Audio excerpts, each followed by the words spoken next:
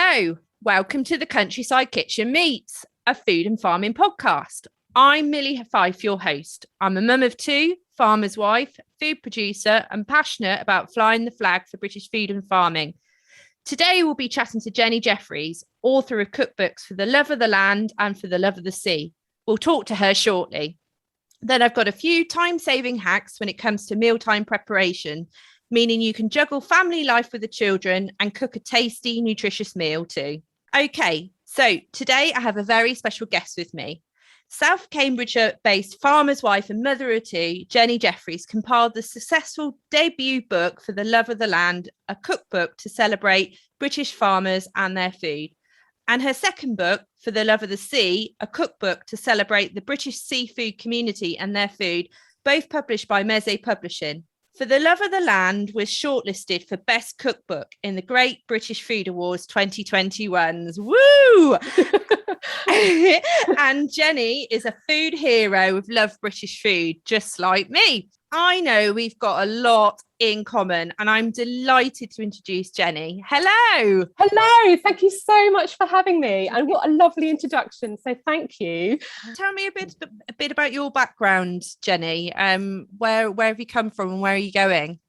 So I don't actually come from a farming background at all. It wasn't until I met my arable farming husband, John, here in Little Gransden in South Cambridgeshire, where we got married, that I really sort of was embracing the whole agricultural community. And I was really inspired by his story of British farming, basically. And my background is really, I used to be a picture editor for Sky News. I was there for 7 years working for Sky B. And I also worked in the hospitality industry, working at a hotel where we got married in St Albans. And also before then, I did a music degree. And so I've got quite a musical background, but regrettably, I don't have much to do with music these days. So it's all a bit of a mix and a match, really, and just a varied interests and passions, which is basically just food, music and family. Amazing. Oh, wonderful. And so what motivated you to put a cookbook together? So For the Love of the Land was born through witnessing my first ever family harvest in the summer of 2013, shortly before I married John.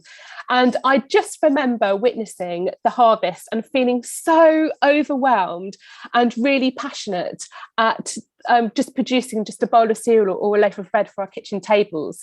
And I really had a thirst to share his story, and along with 39 other fantastic farming stories from all over the UK. And I was busy weaning my eldest daughter, who's now 6, when she was just 6 months. And I had a revolving kitchen door with John going up and down the fields all day on a tractor, thinking, what on earth do I feed my new family? And so that was the idea of the cookbook, to really sort of showcase all the wonderful produce that our farmers produce, ranging from meat, dairy, vegetables, honey, herbs, so many wonderful produce. We're so lucky that we live in this island nation, which is just a remarkable place for British produce. Absolutely. So that's what, For the Love of the Land was born, really. Amazing. And you've got a foreword from Minette Bassers, who's the NFU president. And I mean, she's absolutely amazing in terms of what she's achieving, isn't she? Absolutely incredible. She's just a fantastic voice for British agriculture. And yeah, she's doing amazing, wonderful things. And to get her to write the foreword to the book just really added amazing credibility to the whole project. And she actually came on really early on in the whole process. Before the book was literally just an idea on a piece of paper. And I wrote to her, and my husband actually hand delivered the letter to her. She was at a Camgrain meeting, of which John is a farming director of, and she jumped on board straight away and really believed in it. So amazing. Incredibly indebted to Minette Bassers, definitely. Yeah, no, she's an amazing woman. I've seen her career as she's progressed through the NFU, and obviously a busy mum herself. So yes. I'd love to know her secret. Yeah, definitely. Yeah, I don't know how she does it. She's amazing. No, absolutely. And so the books have been published and you were shortlisted for an award. How did that come about? Well, it was a reader's vote and it was amazing. It got nominated for the shortlist for the Great British Food Awards alongside Mary Berry, Jamie Oliver, James Martin and Pinch of Nom. And to be within such illustrious company, I felt like I had won already, to be honest with you. I was hoping to obviously win, but it was, you can't compete with people like that at all. But it was just amazing to be, to grace the same pages as those people is just a dream come true. So James Martin won, which is a very credible winner, and one of my favourite, TV personalities and chefs. Yeah. So yeah, really, really amazing. And it just shows that the general public are really passionate about British agriculture and British farming, and to really have a thirst to know about food provenance and where our food and drink comes from. Definitely. And I think more and more when we're sort of looking at our impact on climate change, the sort of shop local, buy British, back British farming messages, they all ring true, don't they? Definitely. My main message to your listeners is to buy local, buy seasonal, buy sustainably, and above all, to buy British, and to really support our British farmers and fishermen. Definitely. And so what are the favourite things that you like to cook? Are there anything in the cookbook, or is there you've got probably a repertoire, haven't you, with lots of yummy things? Yeah, well, I go through phases because a lot of my cooking is cooking for my children, and it's all very boring and the same things like pesto pasta, spaghetti bolognese, fish fingers, which is just warming things up rather than cooking. But there's some really lovely, accessible, straightforward recipes in both books that I always go back to. For example, lemon drizzle and blueberry tray bake from Brothers Farm in Dorset, which is a blueberry pick your own farm, for the love of the land, and also lavender shortbread from Castle Farm in Kent, and also spiced salmon en croûte from JCS Fish Farm in Grimsby for the love of the sea. Those are my real favourites, actually, and I always go back to those ones just because they're so straightforward. It's fun to make and bake with the children, and they're family crowd pleasers, really. Definitely. And that's the thing, isn't it? I suppose we're both very passionate about producing and supporting local and supporting British, but it's got to be convenient, and it's got to be quick and easy, hasn't it? Because parents listening are very time poor, but they want to be able to give their kids good food, and it's kind of trying to marry that all up, isn't it? That you don't have to have lots of exotic ingredients to make a really special meal. It's just wholesome food. Yeah, definitely family favourites, and as you say, good wholesome food to support the whole family, and you don't want to be rustling up 18 different ingredients that are from all around the world. You want just 5 simple ingredients, for example, that are really basic and really easy to make. And like you say, we're all a little bit time poor, but try and make the time to to sort of have more time in the kitchen to sort of make some nice delicious makes and bakes for the family. I think it's really important, actually.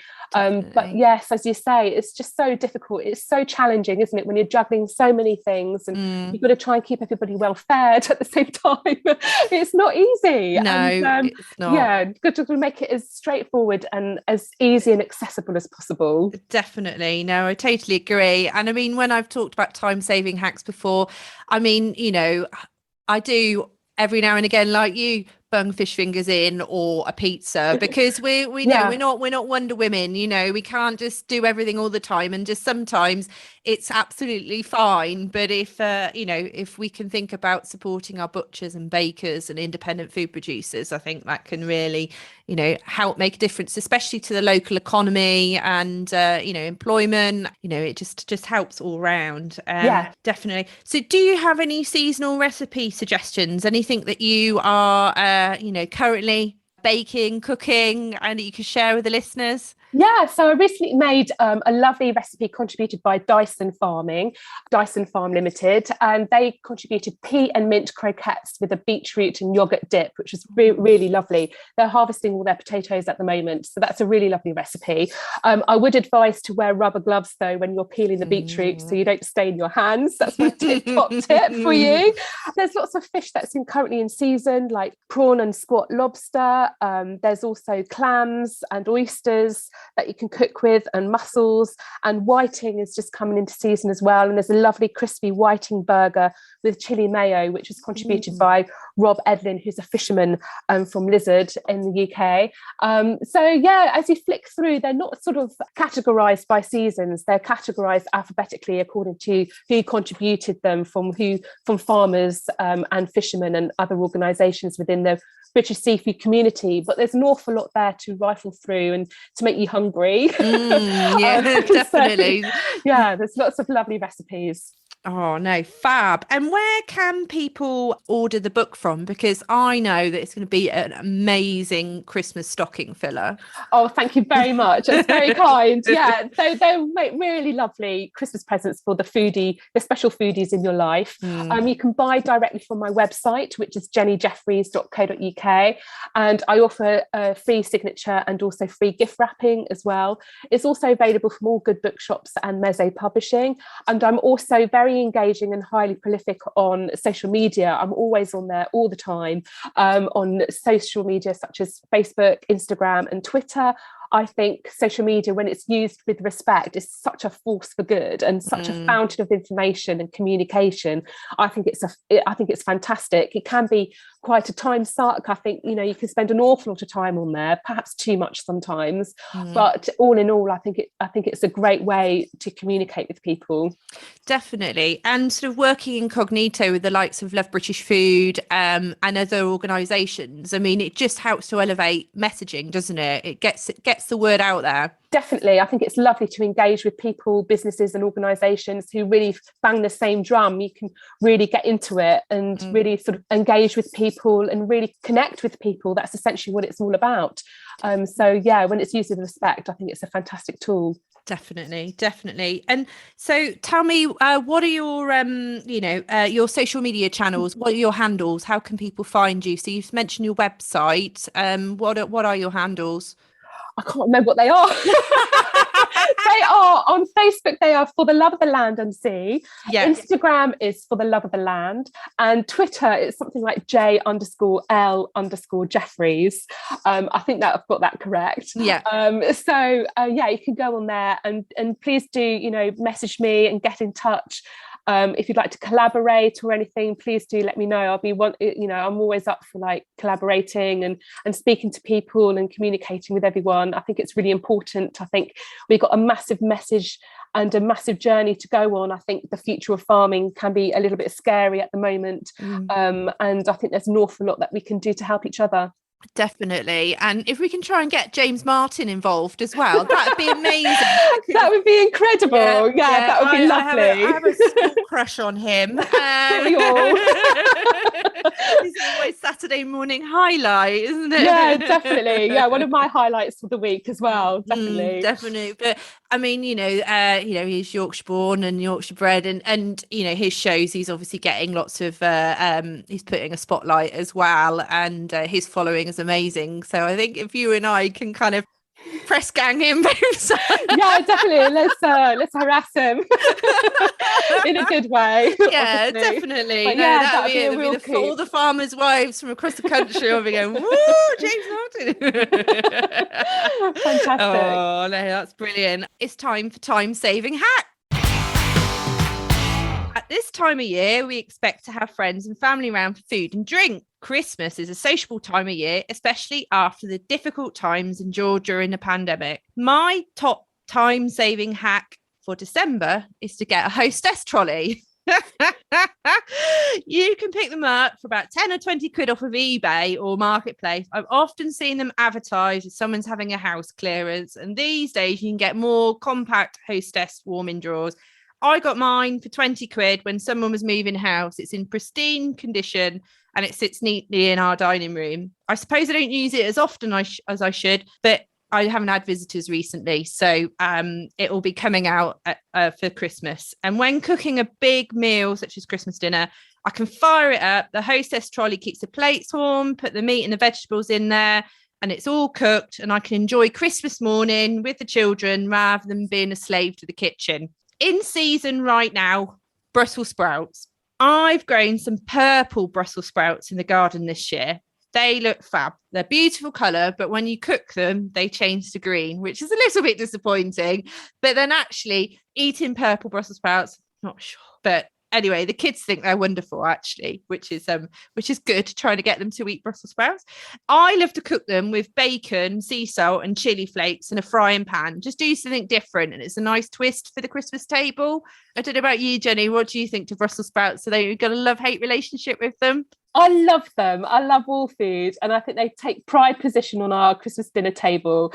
And my father loves cooking them with lots of butter and bacon in it, which just sort of like just mashes it up a little bit, doesn't it? Mixes it up a little bit. And yeah, I'm a big fan of Brussels sprouts. Yeah, definitely. I mean, they're not celebrated enough, I don't think. And obviously they're in season at the moment, and they can be used in pasta dishes as well as obviously with a roast as well. But it is that challenge to get your kids to eat them as well. It's a challenge to get them to eat anything. So, definitely. But yeah, we're getting there. Definitely. Okay. Next month on the Countryside Kitchen Meet, we'll be talking to gold medal winning Paralympian Charlotte Henshaw, who won gold in the canoeing at Tokyo. Woo! We'll chat about her routine, what a sportswoman's diet contains, and what she enjoys cooking when in training. So don't forget to subscribe and tune in on the first of each month. Thank you, Jenny. It's been lovely to catch up. Keep up the amazing work, and I hope you have a wonderful Christmas. Thank you. Happy Christmas to you too.